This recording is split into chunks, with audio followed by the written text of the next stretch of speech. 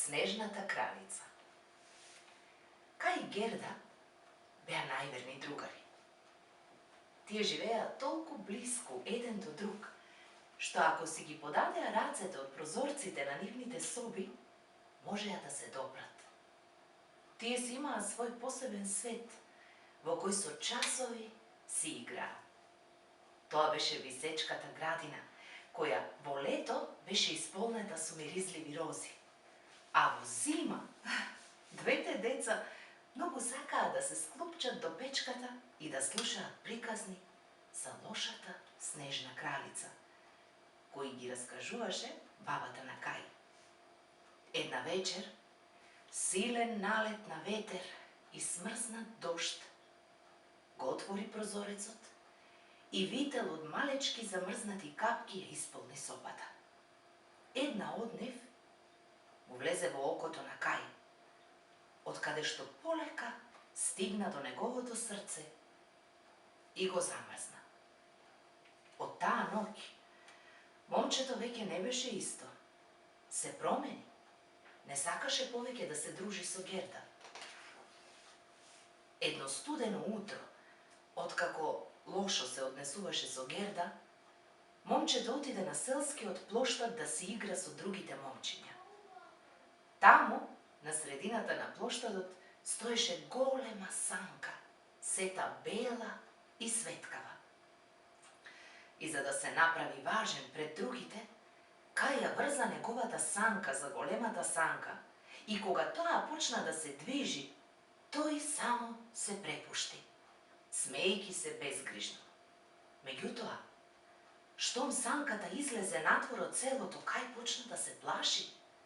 Санката сега се движеше многу брзо по снегот и беше невозможно да запре. Откако помина прилично долг пат, санката запре, а возачот слезе. Пред него стоеше слаба жена со студен поглед. Снежната кралица. Таа му приде на Кај и го нагрна со незината наметка, која беше бела и светкава како снегот. Потоа го натера да седне до неа на санката и му подари еден мраз студен бакнеш во челото, кој му ги избриша сите сеќавања на неговите сакани и на малата Герда. Потоа, заедно се упатија кон нејзиниот дворец од мраз. Во меѓувреме, во селото, Герда не можеше да се помири со исчезнувањето на Кај и отиде до реката за да го побара. Таму најде еден врзан мал чун на кој се качи и заплови по водата се до куќата на една вештерка. Жената срдечно ја прими, надевајќи се дека девојчето ќе остане и ќе ја прави друштво. Потоа ја понуди сочинија цреши и ја исчешла косата, при што таа заборави на се што претходно знаеше.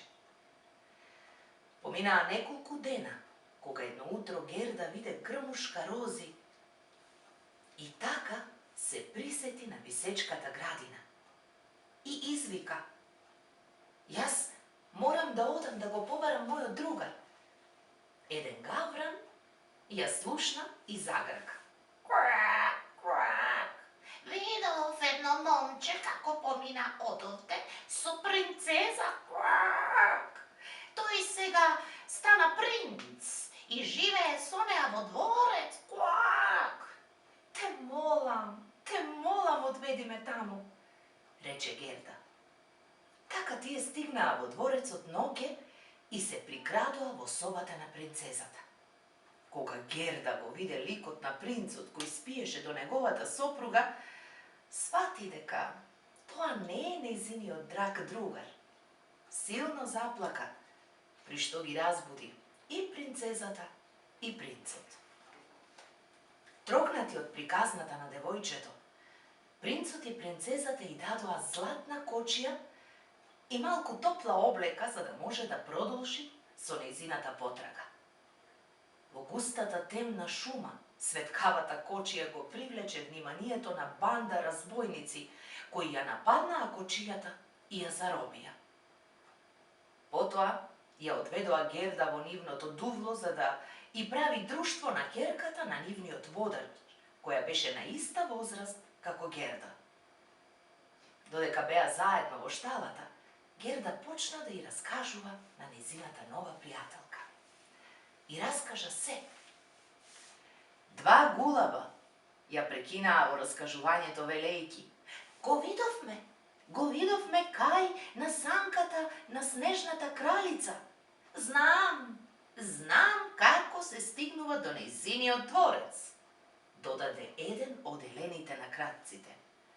Нејзината нова пријателка, трогната до сожалување, и помогна на Герда да избега качена на еленот, за да си го пронајде изгубениот другар. Герда и еленот галопираа со денови и ниту силниот студ, ниту гладот не можеа да ги запрат.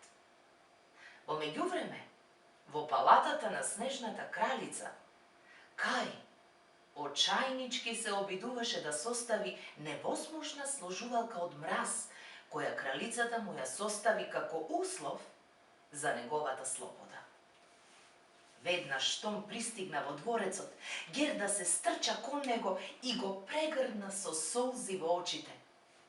Но тој не ја препозна. Меѓутоа, солзите на девојчето капнаа на неговите гради, од каде што стигнаа до неговото срце и го одмрзнаа. Потоа Кај ја прегрна Герда и сложувалката се состави сама од себе. Пресреќни, го јавнаа еленот и избегаа дома, каде што розите од нивната градина почнуваа да цветаат.